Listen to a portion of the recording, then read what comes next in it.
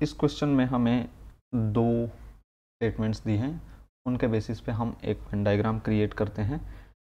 तो Venn diagram बनाते हैं। सबसे पहले सम पी आर के, कुछ पी जो हैं वो के हैं, नो के इज़ टी, यानी के का टी से कोई भी रिलेशन नहीं दिया गया है यहाँ पे। अब कंक्लूजन्स को देखते हैं।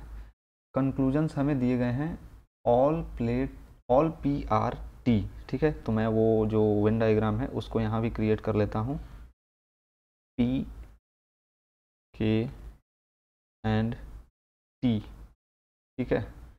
अब यहाँ हमें दिया गया है कि all P R T, all P R T ये तो पॉसिबल ही नहीं है,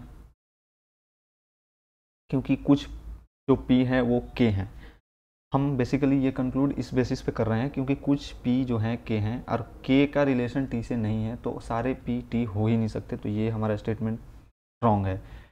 ऑल टी आर के, ये तो ऐसे ही रॉन्ग दिख रहा है क्योंकि के और टी के बीच में नेगेटिव स्टेटमेंट दिया था हमें। अब उसको हम पॉजिटिव तो बना ही नहीं सकते क्योंकि नेगेटिव स्टेटमेंट से पॉजिटिव ले ही नहीं सकते हम।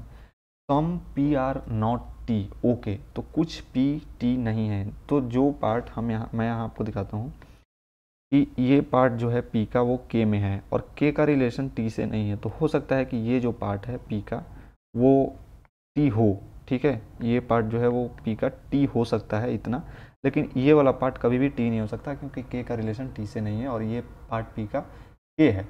तो हमारा 3 स्टेटमेंट करेक्ट है क्योंकि सम पी आर नॉट टी, कुछ पी टी नहीं है, ये करेक्ट है।